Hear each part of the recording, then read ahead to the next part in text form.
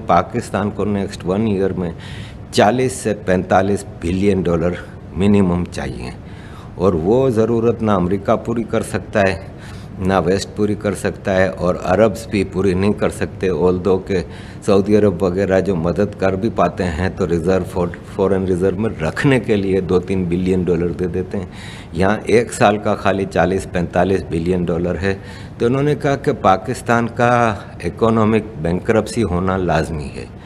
Economist कह रहे थे। और उन्होंने कहा कि पाकिस्तान इकोनॉमिकली कोलैप्स तो करेगा ही, और उसी कोलैप्स की सूरत में फिर मामलात सेट होंगे। और उसमें सोमालिया की मिसाल दे रहे थे कि सोमालिया में जिस तरह एक वॉरलॉर्ड्स का मैदान है, गवर्नमेंट का वहाँ पे कोई हाल नहीं है, इसी तरह फिर पाकिस्तान का होगा कि मुख्तलिफ़ इलाक़ों में जिसकी चौधराहट है वो अपना हिसाब किताब चलाएगा, और पाकिस्तान में सरकार का एज सच कोई मेजर रोल रहेगा नहीं, और ऐसे में इंटरवीन करेंगी सुपर पावर्स। और एक और साहब थे, ब्रिटिश हैं, वो बता रहे थे कि behind the door Europe, England, America और इंडिया, क्या इन सारे सिनारियों में कि पाकिस्तान के इकोनॉमिक कलेप्स के बाद क्या होना है, वो सारी चीज़ें हैं। तो उन्होंने कहा कि इसमें ऐसा हो सकता है कि बलूचिस्तान को फिर एक आज़ाद बफर स्टेट के तौर पे वो किया जाएगा, कि उसमें फिर क्या होगा कि अमेरिकन इन्फ्लुएंस रहेगा बलूचिस्तान में, और सिंध जो है वो इंडिया क्लेम करता है। और इंडिया ने ऐसी बिहाइंड द डोर जो मीटिंग्स हुई हैं यूरोप, अमेरिका और इंडिया की, क्या व्हाट आफ्टर कोलैप्स, पाकिस्तान के कोलैप्स करने के बाद क्या सिनारियो होंगे, तो उसमें इंडिया ने क्लेम किया है कि सिंध हिस्टोरिकली हिंद है, और सिंध के बगैर हिंद का कोई हिसाब किताब नहीं है, और सिंध तो आफ्टर ऑल हमारा होगा।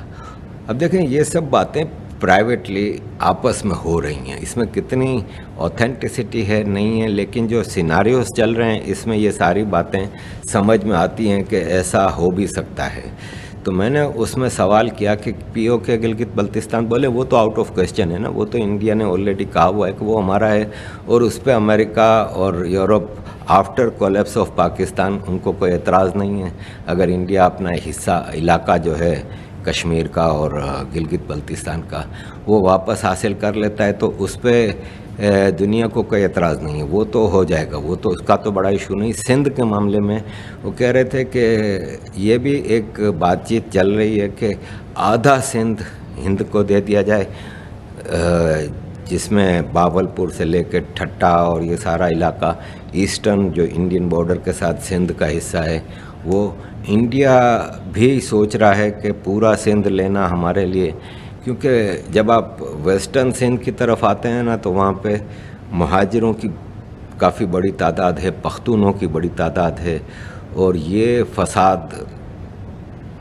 का मामला चलता रहता है पठान और मुहाजिरों का। तो हो सकता है इंडिया ईस्टर्न सिंध की हद तक उसको अपने साथ शामिल करने को तैयार हो जाए। ये भी बताया गया कि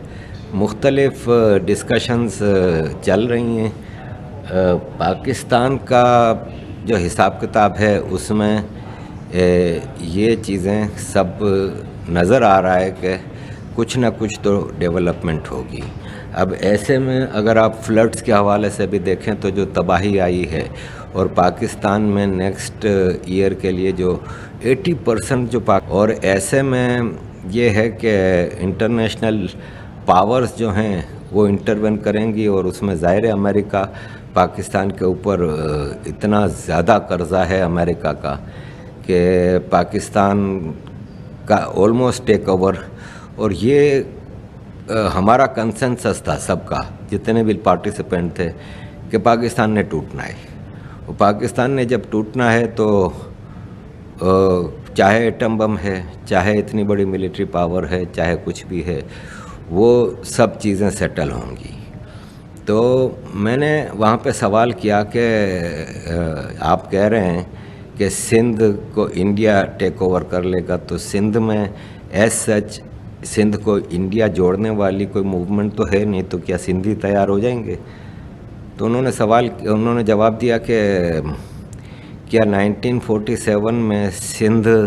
پاکستان کے ساتھ سندھی تیار تھا جوڑنے کے لیے؟ تو میں نے کہا نہیں، ایز سچ تو وہاں پہ تیار نہیں تھے، خالی اسمبلی میں ایک ووٹ کی اس پہ مسلم لیگ کو وہ ملا تھا، اور وہ بھی ایک مینیپولیشن تھی۔ تو بولے ہاں، جب پاکستان بنا تھا تو بولا اس میں انڈین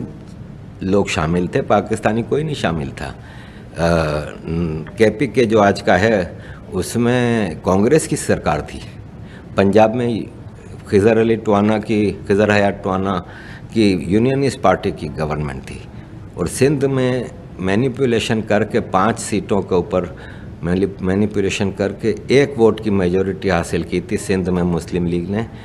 اور بلوچستان تو ویسے ہی آزاد ہو گیا تھا، بلوچستان تو پاکستان کے ساتھ شامل نہیں تھا، تو یہ انٹرنیشنل فورسز نے ایک بائی فورس پاکستان میں سب کو شامل کرایا۔ تو آج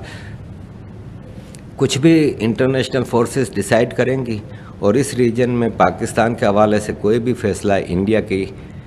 رضامندی، انڈیا کی مرضی کے بغیر کچھ بھی نہیں ہوگا، کیونکہ یہ بات تو طے ہے کہ اس ریجن میں انڈیا پاور ہے۔ اس میں ایک مثال دی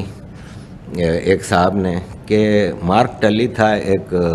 ٹلی نام کا ایک جرنلسٹ تھا، وہ ضیاء الحق کا انٹرویو کرنے گیا تھا جب بھٹو کو سزائے موت اناؤنس ہوئی تھی، ابھی پھانسی نہیں لگی تھی۔ تو ضیاء الحق سے اس نے سوال کیا کہ کیا آپ بھٹو کو آپ پھانسی دے دیں گے؟ تو اس نے ضیاء الحق نے کہا کہ پہلے کیمرے بند کرو، کیمرے کی ٹیم کو باہر بھیج کے اس نے مارک ٹلی کو جواب دیا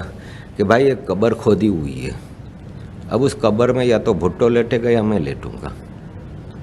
اب میں کیا کروں گا؟ یہ تم خود اچھی طرح سمجھدار ہو کہ میں تو اس قبر میں لیٹوں گا نہیں، تو اس میں بھٹو لیٹے گا۔ تو یہی بات وہ صاحب کہہ رہے تھے کہ آج بھی ایک قبر کھودی ہوئی ہے، اور اس میں انڈیا لیٹے گا کہ پاکستان لیٹے گا؟ تو آف کورس پاکستان لیٹے گا۔